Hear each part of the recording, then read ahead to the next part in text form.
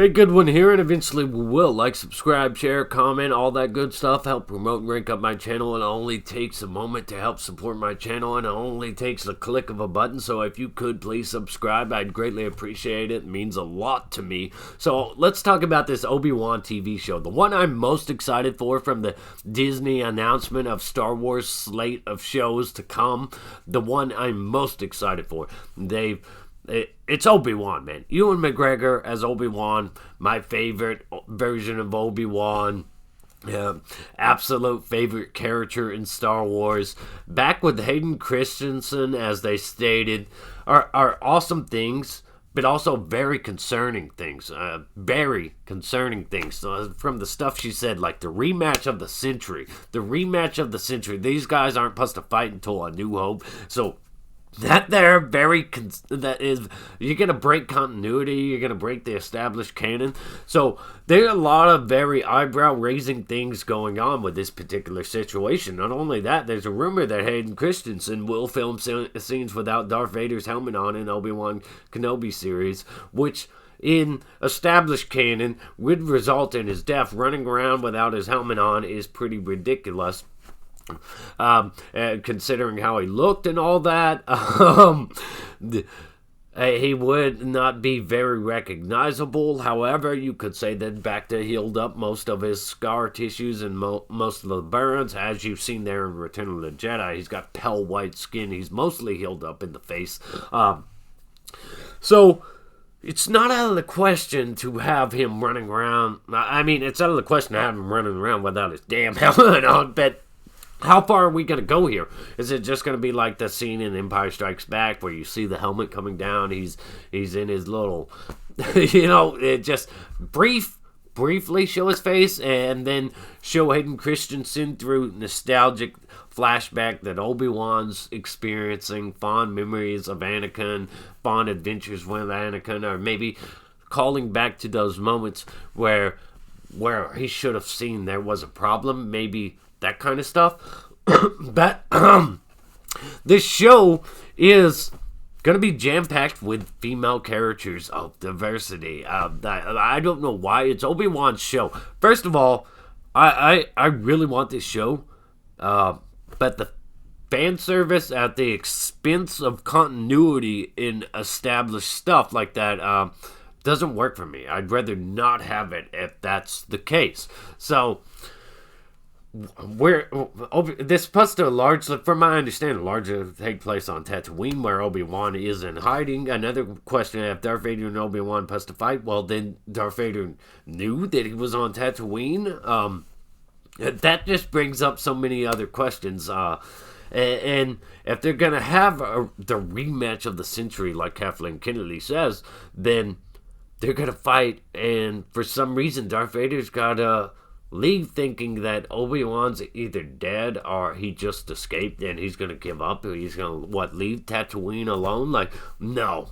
He's out there somewhere, and I'm going to hunt him down and finish him off. So there's just, unless he thinks Obi-Wan is dead, but I just don't see how this show could work, honestly. And I don't know what the goal is or anything, because nothing truly important happens until A New Hope. So what is the purpose of this show?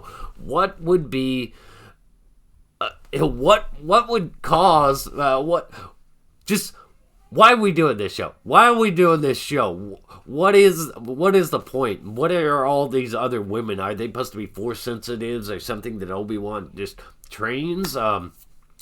What are we doing with this show? What's the goal? What's the direction? What's the log line? What's the storyline other than Obi-Wan chilling at a hut, having flashbacks, traumatizing flashbacks, and I guess showing what Vader's up to this day, and maybe Obi-Wan goes on some Tinder dates or something. Maybe that's how all these women come into play. He's got some dating apps or something. I don't. Maybe he's deciding to settle down, or since the Jedi Order's no longer around, he can get out there and get some. I don't know. I just think there's a bunch of questionable things that come with the announcement of this. Like I said, it's the one I'm most looking forward to, but it's also the one I'm most concerned about, because these guys aren't supposed to fight. For one, Vader looks all torn up and bad, and these guys aren't supposed to fight, and Tool A New Hope, and there's just so many problems that could come out of this that just destroy Star Wars that much more. Now, on the other hand, they're planning on doing this Ahsoka show. We have been hearing rumors for the longest that Ahsoka is supposed to erase the sequel trilogy. And her logo does look like it's that kind of time travel logo for her show. And she is looking for Ezra, who ran off with Thrawn. And Ahsoka, they had that whole thing on Star Wars Rebels, that TV show about time travel and the world between worlds. So this could turn into a situation where maybe this is an alternate history. Maybe this is just a complete alternate history that spawns from the said Ahsoka show or something like that. I don't know. Because every time, I take those rumors with a grain of salt. Maybe even less than that, because every time somebody says, oh, they're planning on doing this, then bam, Kathleen Kennedy, Brian Johnson, or whoever the hell doubles down on sequel trilogy nonsense that kind of just came in and screwed up everything.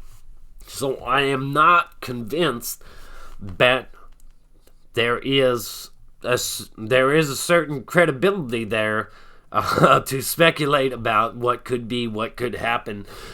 Let me know your thoughts and opinions on this particular situation. What do you think is going to happen? Do you think this is going to be some kind of alternate history of events that spawned from the Ahsoka Tano show? Or do you think this is just going to be Disney playing fast and loose with Canon, breaking it and destroying it because they don't even know the content that took place in the original trilogy?